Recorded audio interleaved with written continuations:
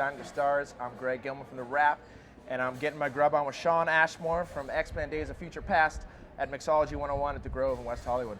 Hey, man. Hey. Let's talk X-Men. Yes, let's. Oh. That's yours. Okay. I'm like really excited about this movie. I am too. It's, for me, it's a long time coming. I grew up reading the X-Men comics, watching the cartoons, and Days of Future Past was just such a great, important storyline to those characters. So when I heard that Bryan Singer was back directing it, when I heard that it was going to be Days of Future Past, I was super excited. And honestly, as an X-Men fan, I've been waiting to see Bobby Drake, aka Iceman, do his thing. Go full Iceman. Well, I mean, he went full ice in The Last Stand. Stand. Like a second, yeah, just for a though. second. And what I really wanted to do was see the ice slide, see the ice bridge, and I've been biting my tongue for so long, but the trailer's finally in the out. trailer. And we see the trailer, so I can talk about it now. It's awesome. It is in the trailer. Yeah, I was like, woo! Like, Yeah. I was so excited because, your character really in the first X-Men was like almost like a cameo. Like, here's the character. Yeah. And then your storyline develops. It was. You know what it was in the first one? Make a rose for. Oh, that's right. A rose for Rogue. That was it. That was just Yeah. kind of like the extent. Does that work of in his- real life? Doesn't work in real life. Can't do it. But that was like the extent of the power, and so it's cool to sort of see over these 4 movies, like going from that to X2, where it was like you sort of see, he builds the ice wall, does all this stuff. X3 finally in battle, and now Days of Future Past, like they're soldiers. X-Men Last Stand ended, and then they went back to the First Class. They introduced this new group. Yeah. Were you expecting a kind of movie to bridge the two, or were you kind of like, oh man, it's the end of the X-Men? Honestly, I thought it was.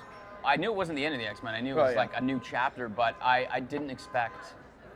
I didn't foresee an X-Men 4. I saw First Class. I loved First Class. I loved the actors. I loved what they did with it. So I thought, obviously, this is where they're going to go. Yeah. They're going to keep bridging, forward with these actors and with these characters in this timeline. And again, as soon as I heard the words Days of Future Past, I was like, uh-oh, I might get to be in it. Yeah. And again, for me, being a fan of the X-Men, being a fan of being in these movies, I was very, very excited. But I knew what that meant. Days of Future Past, I knew that there's going to be a time travel element, and that potentially we'd get to go do it again. Was there a major difference in directing style between Brett Ratner and Bryan Singer at all that you noticed? I mean, I think the biggest thing. I mean, every director is different, right? So you come to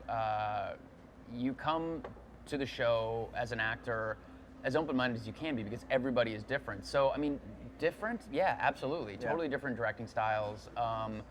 But what you hope for is a director that cares about your character and will help you lead you through the ups and downs, because as an actor you always have questions. Like, these are giant movies with like huge themes, big emotional swings, and so you just want someone that will guide you through that sort of journey, and both those guys did a great job at that.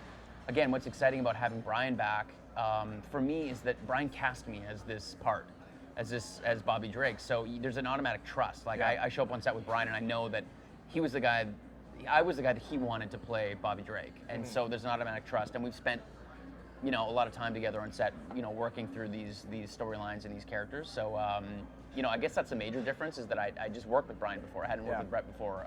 So that was the biggest difference. All right. Well, I am super excited for this movie, as you can probably tell. And when does it come out? May 23rd. All right. See you guys in the theater.